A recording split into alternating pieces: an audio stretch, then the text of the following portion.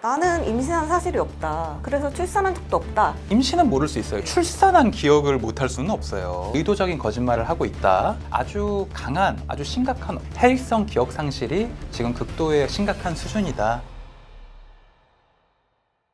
내가 낳았지만 내 아이는 아니다. DNA는 내가 엄마라고 말하고 있지만 나는 출산한 사실이 없다. 최근 충격에 충격을 더하고 있는 사건이 있습니다. 2021년 2월 10일 경상북도 구미의 한 빈집에서 6개월 동안 방치돼 숨진 채 발견된 3세 여아가 있다고 신고가 접수됩니다. 신고자는 아이의 외할머니인 성모 씨. 신고 50분 만에 경찰은 친모 김 씨를 방치 살해 혐의로 긴급 체포합니다. 방치한 이유는 전 남편과의 사이에서 낳은 자식이라 보기 싫었다. 그런데 3월 10일 사건의 판도를 뒤집는 충격적인 DNA 검사 결과가 나왔습니다. 바로 친모가 김 씨가 아닌 처음 신고자 외할머니 석 씨였던 것인데요. 하지만 석 씨는 숨진 아이는 내 딸이 낳은 아이가 맞다며 출산 사실을 극구 부인하고 DNA 검사를 믿을 수 없다며 결백을 주장하고 있습니다. 하지만 경찰은 DNA 검사 결과가 잘못됐을 가능성은 거론할 가치가 없다고 말하고 있는데요. 일각에서는 본인의 임신과 출산 사실을 부정한다는 점, 외형적인 모습의 변화가 없었다는 점, 주변에서 임신 사실을 거의 알아채지 못했다는 점에 임신 거부증은 아닌가 가능성을 제기하고 있습니다. 그렇다면 임신 거부증은 무엇일까요? 정확히 어떤 증상을 보이며 원인은 무엇이고 실제 사례는 어떻게 되는지 연세보험 정신건강의학과 박종석 원장님을 만나 파헤쳐 보도록 하겠습니다. 원장님 안녕하세요. 네, 안녕하세요. 반갑습니다.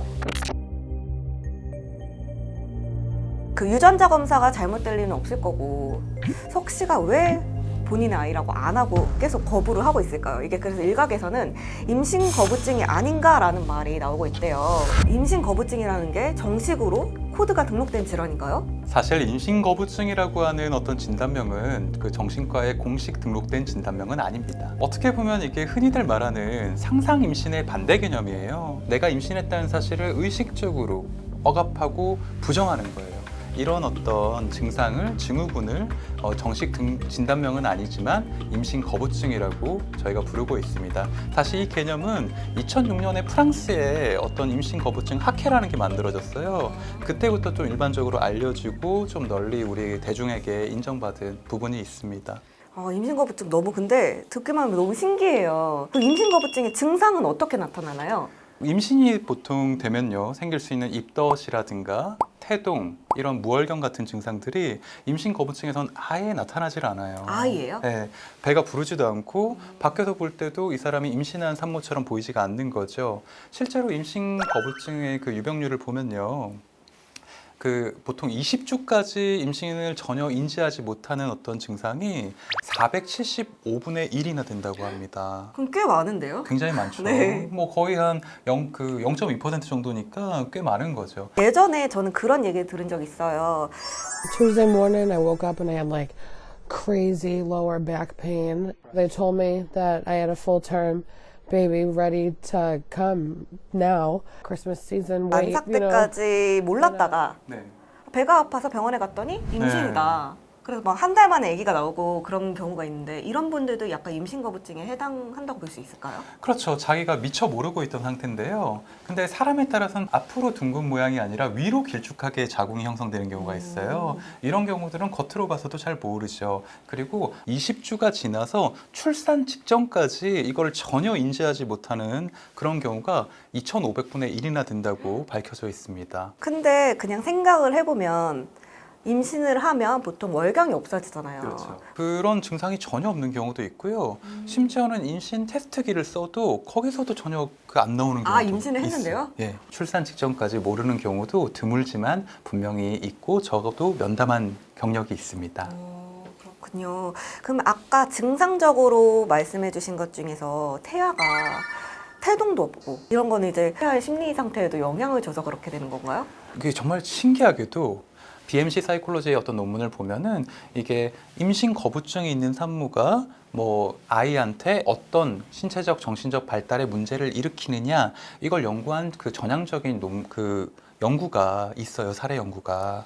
이게 단순히 어떤 감정적으로 좀 안 좋겠지가 아니라 임신 거부증을 가지면은 아이도 엄마한테 엄마가 나를 원하지 않으니까 나도 이거 티를 내면 안 되겠다, 조용히 살아야겠다는 생각에 겉으로도 티가 안 나고 호르몬적으로 티가 안 나고 그리고 뭐 복통이나 입덧 같은 증상이 없는 그런 사례가 실제로 있다고 합니다. 임신 거부증이 있는 산모는 그러면 이 아이를 낳고 난 후에 심리 상태는 어떨까요? 그 거의 90%의 산모는 포스트파텀 블루, 그 약간의 우울증, 경도 우울증은 다 경험한다고 보시면 되고요. 그 중에서도 한 30% 정도는 심각한 수준의 산후 우울증, 포스트파텀 디프레션 해당된다고 봅니다. 이런 경우는 되게 공격적일 수가 있고요. 감정 기복이 굉장히 심해지고 그 자기 비판, 그 후회를 하고 자책을 하고 자해를 하는 경우도 있어요. 그리고 이게 자해에서 끝나지 않고 이 아이 때문에, 임신 때문에 내 인생이 망가졌다, 내가 이렇게 됐다, 내 인생의 어떤 계획이 뒤틀어졌다는 생각에 아이를 심하는 경우에는 학대하는 경우까지 있습니다. 그래서 이런 경우에는 반드시 가까운 어떤 정신과 컨설트를 받는다거나 상담을 받고 경우에 따라서는 약물 치료를 하는 경우도 굉장히 흔한 일입니다. 그럼 이런 임신 거부증이 사례로까지 연결될 수가 있는 걸까요? 사실 이렇게 사례로까지 이어지는 경우는 거의 없고요. 아주 극단적인 케이스입니다. 이런 경우는 단순 산후 우울증을 넘어서 반사회적 인격장애, 소시오패식한 성향이 있어야지만 사례로 좀 이어지는 그 경우가 생기지 않나, 전 그렇게 생각을 합니다. 사건으로 돌아가서 사건에서 보면 구미 친모 같은 경우에는 나는 임신한 사실이 없다, 임신한 적도 없고 그래서 출산한 적도 없다 이러는데 진짜 임신과 출산을 아예 안 했다고 그렇게 믿는 케이스가 있어요? 사람이 아무리 뭐 극단적인 경우라도 그 출산한 그 임신은 모를 수 있어요. 임신 거부증까지. 근데 네. 출산한 기억을 못 할 수는 없어요. 그죠. 예, 그거는 뭐 뇌에 심대한 충격이 가해지거나 어떤 전두엽의 어떤 해마체가 어떤 완전히 마비되지 않는 한 출산 같은 엄청난 이벤트를 자기가 기억하지 못한다는 건 불가능한 거고요. 두 가지 중에 하나일 거예요. 하나는 지금 어떤 자기의 사회적 어떤 곤란한 상황, 법적인 어떤 그 책임 회피를 위한 의도적인 거짓말을 하고 있다. 아니면 그게 아니라면 두 번째 경우는 이 사람이 아주 강한 어떤 스스로의 방어 기전이 발동해서 아주 심각한 무의식적 억압으로 해일성 기억 상실이 지금 극도의 심각한 수준이다. 이렇게 보시면 되겠습니다. 네. 오늘은 임신 거부증에 대해서 임신 거부증은 이런 거다 한번 정리를 부탁드릴게요. 사실 이 구미 이 사건이나 2006년 설해마을 사건 같은 경우는 굉장히 극단적인 경우예요. 대부분의 임신 거부증 그 산모분들은 그냥 순수하게 내가 몰랐을 뿐이거든요. 그리고 나중에 되게 놀라세요. 근데 어떤 커뮤니티 같은 분이나 제가 실제 면담을 하면은 제가 어떻게, 저는 6개월이 지나도 몰랐어요. 출산 직전까지 몰랐어요. 저는 너무 나쁜 엄마예요. 막 이런 얘기를 하거든요. 절대 그렇지 않습니다. 그 여러 가지 문제 때문에 이걸 단순히 늦게 알았을 뿐이고, 그리고 약간 느린 엄마였을 뿐이에요. 이제부터라도 아이랑 친해지는 법을 배우면 되고요. 그리고 나의 어떤 무의식적 불안이나 어떤 방어 기전이 엄마와 아이를 더 잘 보호해주기 위해서 내가 늦게 아는 걸 수도 있거든요. 그러니까 이제라도 상담하고 배우고 아이랑 애착 관계를 형성하는 법을 알면 되니까 절대로 그런 죄책감이나 필요 이상의 어떤 두려움, 불안은 가지지 않으셨으면 좋겠습니다. 네, 선생님 그럼 저희는 여기서 인사드리겠습니다. 감사합니다. 감사합니다.